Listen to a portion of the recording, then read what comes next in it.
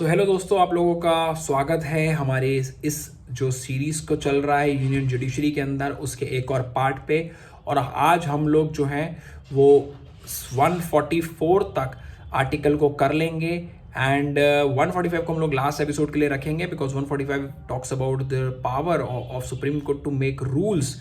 तो उसको हम लोग डिटेल में पढ़ेंगे हमारे नेक्स्ट एपिसोड में। और आज जो हम 144 तक हमारे सारे आर्टिकल्स को कर लेंगे वर्ड टू वर्ड एंड बहुत ही डिटेल में मैंने आप लोगों को 124 से लेकर आज 144 तक सारे आर्टिकल्स ढंग से बताए हैं। और मेरी जो प्रीवियस सीरीज थी कॉन्स्टिट्यूशन के फंडामेंटल राइट्स की तरह, उसी की तरह ये जो सीरीज़ है ये मैं बेयर एक्ट से वर्ड टू वर्ड बता रहा हूँ टू मेक श्योर कि आप लोग हर डिटेल तक जा पाएँ। क्योंकि जब एग्जामिनर आपसे किसी भी डिटेल रिलेटेड क्वेश्चन को पूछे तो आप लोग कंफ्यूज ना हो।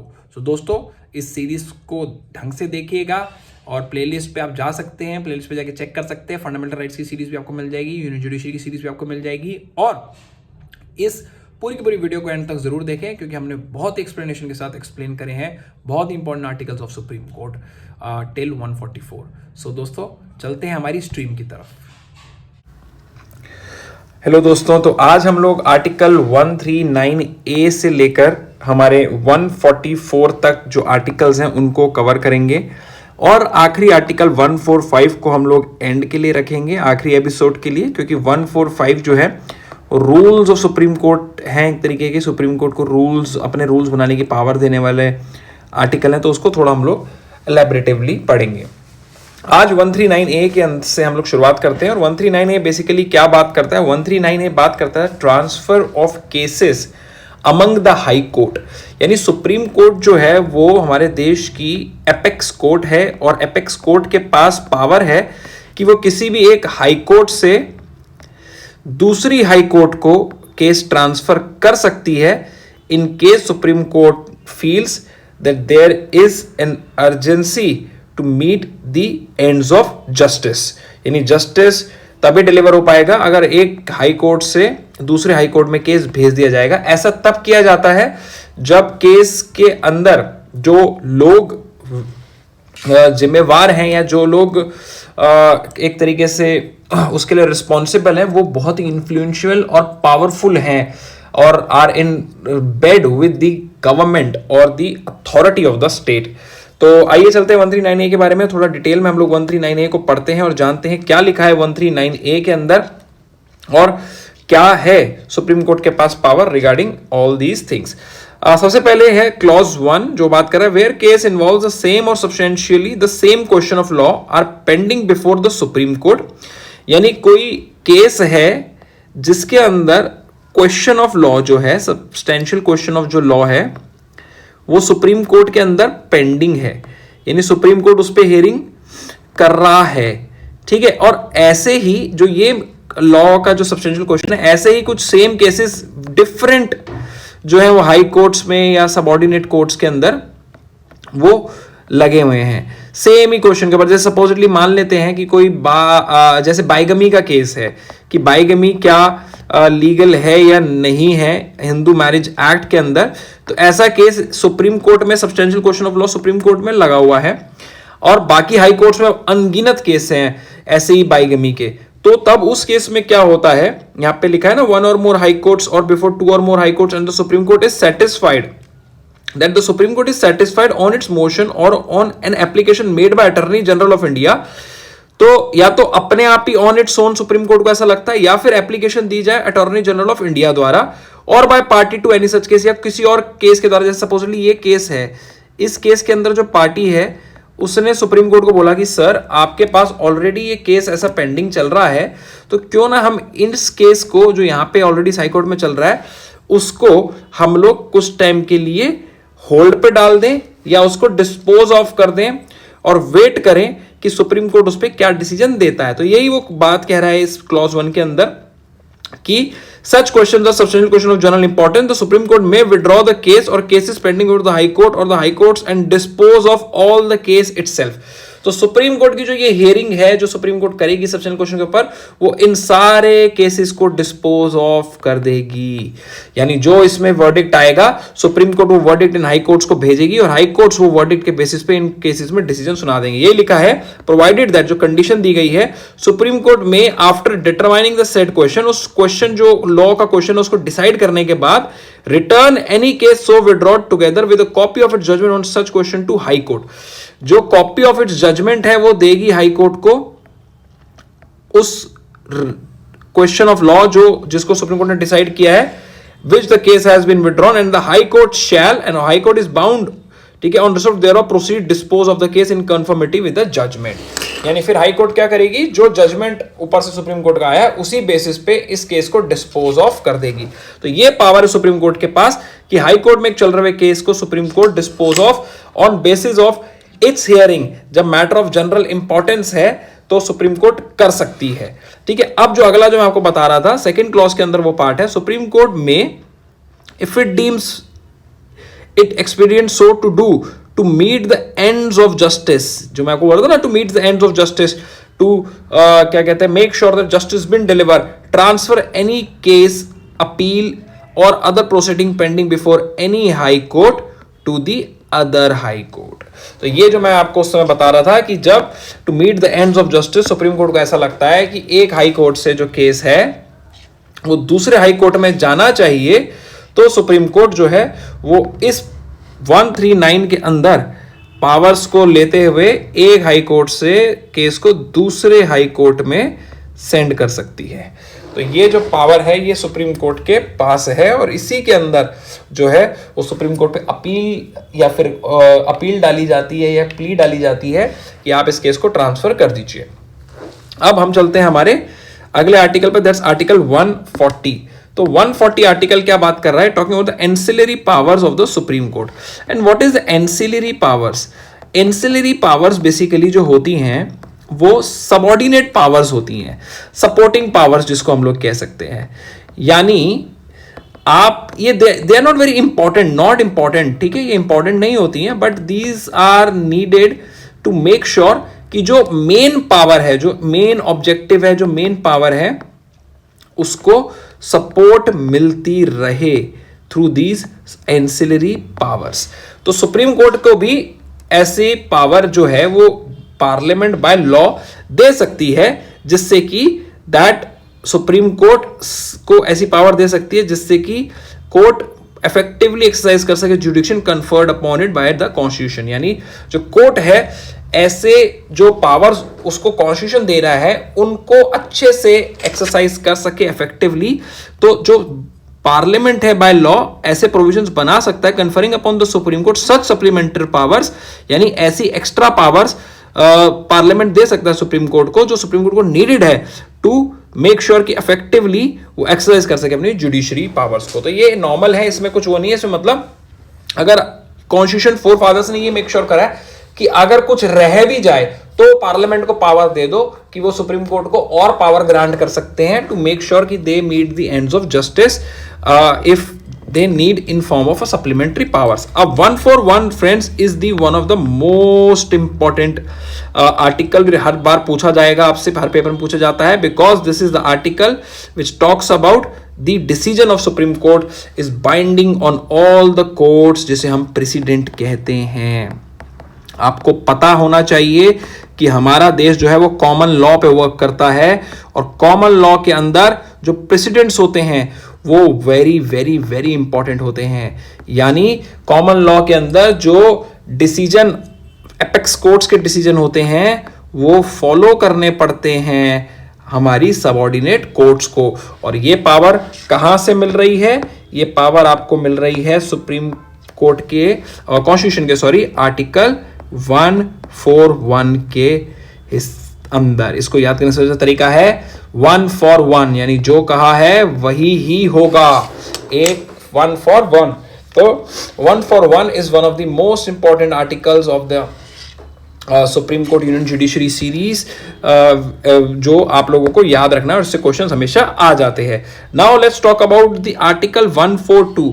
142 is also very important article. 142 जो है वो बात करता है सुप्रीम कोर्ट की ऐसी एक्स्ट्रा ऑर्डिनरी पावर के बारे में जिसे सुप्रीम कोर्ट एक्सरसाइज कर सकता है जब उसको कंप्लीट जस्टिस डिलीवर करना हो। ये जो पावर है सुप्रीम कोर्ट की 142 के अंदर, ये पावर सुप्रीम कोर्ट को पावर देती है अपने जो ऑर्डर है उसको एज अ लॉ पूरे कंट्री पे जो है वो इंप्लीमेंट करने की। यानी सुप्रीम कोर्ट चाहे तो मतलब एक तरीके से ओवर पावर कर सकता है और जो हमारे लेजिस्लेटिव है, जो हमारा क्या कहते हैं एग्जीक्यूटिव है, उसको सरपास कर सकता है जब उसको ऐसा लगे कि there is a need to deliver complete justice deliver करना है। तो सुप्रीम कोर्ट अंडर आर्टिकल 142 अपने पावर्स को इंप्लीमेंट करके जो है वो आउट पावर कर सकता है लेजिस्लेटिव और एग्जीक्यूटिव को। तो आइए पढ़ते हैं आर्टिकल के अंदर क्या है। बहुत इंपॉर्टेंट आर्टिकल है और बहुत ही ज्यादा कंट्रोवर्शियल आर्टिकल है, क्योंकि ये सुप्रीम कोर्ट, क्योंकि हमारा देश जो आपको पता है सेपरेशन ऑफ पावर पे वर्क करता है। और सेपरेशन ऑफ पावर के अंदर क्या प्रिंसिपल है? सेपरेशन ऑफ पावर के अंदर जो प्रिंसिपल है वो ये है कि executive is different, legislative is different and judiciary is different and their work should not overlap. But हो क्या रहा है इस 142 के अंदर, जुडिशरी जो है वो लेजिस्लेटिव के वर्क को ओवरलैप करता है और लॉ बनाने तक की पावर रखता है। कैसे? पढ़ते हैं ये। Supreme Court in exercise of jurisdiction may pass such decree और make such order as is necessary for doing complete justice in any cause और matter pending before it and decree so passed और order so made shall be enforceable. मैंने क्या बोला कि it will be implemented, it will be enforceable like the laws made by the legislative। देख रहे हैं आप enforceable, जो मैंने यहाँ पे implement की बात करी थी। तो enforceable throughout the territory of India in such manner as may be prescribed or by under law made by the parliament। यानी उसकी पावर ऐसी होगी जैसे कि कोई पार्लियामेंट का लॉ बना है। एंड until कब तक? provision is that behalf so made in such manner as the president may order by prescribe। तो ये क्या कह रहे हैं? ये कह रहे हैं कि सुप्रीम कोर्ट को जब लगे कि कहीं पे भैया कंप्लीट जस्टिस डिलीवर हम लोगों को करना है, कंप्लीट जस्टिस हम लोगों को डिलीवर करना है, तो वो ऐसा कोई ऑर्डर, ऐसी कोई डिक्री पास कर सकते हैं जो कि पूरे इंडिया के अंदर जो है वो एनफोर्सिएबल होगी। कब तक? जब तक पार्लियामेंट उसके ऊपर पार्लियामेंट लॉ बनाएगा और प्रेसिडेंट उसको प्रिस्क्राइब करेगा। तो जब तक पार्लियामेंट लॉ नहीं बना देता और प्रेसिडेंट उसको प्रिस्क्राइब नहीं कर देता, तब तक जो है वो एज अ लॉ होगा। अब आपने यहां देखा होगा कि किस तरीके से जो हमारी एडल्ट्री का केस है, एडल्ट्री के केस पे क्या अभी तक पार्लियामेंट ने कोई लॉ बनाया है? मुझे नहीं पता, मेरे को लगता ही नहीं अभी तक कोई लॉ बनाया। मगर सुप्रीम कोर्ट ने क्योंकि एडल्ट्री जो है वो एक तरीके से एब्रोगेट कर दी है, तो फिर वो इंडिया में, पूरे इंडिया में वो एक तरीके से इसी रूप से चलेगा और एब्रोगेशन तब तक रहेगी जब तक पार्लियामेंट कोई लॉ नहीं बना देता। और अगर पार्लियामेंट उसके अपोजिट लॉ बनाता है, यानी उसके जो सुप्रीम कोर्ट का ऑर्डर उसके खिलाफ जाके लॉ बनाता है, तो सेकंड के अंदर पावर दी गई है सुप्रीम कोर्ट को कि सुप्रीम कोर्ट उस व्यक्ति की purpose of securing the attendance यानी उस व्यक्ति को हाजिर होने के लिए बोल सकता है, डिस्कवरी और प्रोडक्शन ऑफ एनी डॉक्यूमेंट बोल सकता है, इन्वेस्टिगेशन कर सकता है, पनिशमेंट दे सकता है फॉर कंटेम्प्ट ऑफ इटसेल्फ। यानी उसके जो ऑर्डर, जो सुप्रीम कोर्ट ने कंप्लीट जस्टिस को डिलीवर करने के लिए जो डिक्री ऑर्डर उसने पास किया था, जो इन्फोर्सेबल था पूरे इंडिया के अंदर, अगर कोई पार्लियामेंट इफ उस लॉ को अपोजिट जाके कोई लॉ बनाती है, तो सुप्रीम कोर्ट के पास पावर भी है कि वो कंटेम्प्ट के लिए रिस्पॉन्सिबल पर्संस को अपनी सुप्रीम कोर्ट में हाजिर करने को बोल सकता है। You can see that subject to the provision of any law made in this behalf of by Parliament, the Supreme Court shall as respect the whole of the territory of India have all and every power to make any order for the purpose of securing attendance of the person, discovery or production of the documents or investigation or punishment of any contempt of itself। तो यानी अगर complete justice को deliver करते हो supreme court ने कोई ऐसा law, कोई ऐसा अगर सुप्रीम कोर्ट ने जो है वो ऑर्डर दिया है और उसका पालन नहीं हुआ, तो सुप्रीम कोर्ट जो है उसके पास पावर है टू मेक श्योर कि भैया वो जो लोग उसके लिए रिस्पॉन्सिबल है जिन्होंने अपोजिट गए हैं उनकी हाजिरी लगवा दे सुप्रीम कोर्ट के अंदर। तो ये 142 जो है again it's one of the important as 141, और फिर आ जाते हैं हमारे 143 पे जो कि भी इंपॉर्टेंट है, क्योंकि ये सुप्रीम कोर्ट की, मैंने अगर आपने सीरीज मेरी पूरी ढंग से शुरू से देख रहे हैं और आप लोगों को याद है तो सुप्रीम कोर्ट की जो डिफरेंट पावर्स है, ओरिजिनल ज्यूरिडिक्शंस हैं जो उसकी ओरिजिनल हो गई, फिर मैंने आपको उसकी अपेलेट ज्यूरिडिक्शंस बताई थी, ठीक है, फिर आपको पता उसकी रिट ज्यूरिडिक्शंस हैं, ठीक है। उसी तरीके से जब उसकी मैंने आपको बताया था एडवाइजरी ज्यूरिडिक्शन जो है वो 143 के अंदर आती है, और उसके अंदर सुप्रीम कोर्ट के पास पावर है to advise the president of India. तो ये 143 जो है वो इसी की ही बात कर रहा है यहां पे। तो आइए देखते हैं 143 बेसिकली क्या बोलना चाह रहा है। 143 कह रहा है if at any time it appears to the president that a question of law और ऑफ फैक्ट हैज रीजन, तो any kind of question of law और ऑफ क्वेश्चन ऑफ फैक्ट, मैंने आपको बताया था दोनों में डिफरेंस होता है। Question of law is related to some law and question of fact is related to some circumstances and is likely to arise, या फिर हो चुका है या हो सकता है, which is of such nature and of such public importance that it is expedient to obtain the opinion of the Supreme Court upon it. He may refer, the president may refer to the question to the court for consideration and the court may after such hearing as it think fits report to the president. One thing to make sure and a very important thing to see is that कि यहाँ पे जो usage है court के ऊपर वो मे से दिया गया है, यानी मे यानी कोर्ट को जो है वो बाउंड नहीं किया गया कि वो प्रेसिडेंट को रिप्लाई करे। प्रेसिडेंट जो है वो कोर्ट से पूछ सकता है, बट जो सुप्रीम कोर्ट है वो बाउंड नहीं है टू रिप्लाई द प्रेसिडेंट।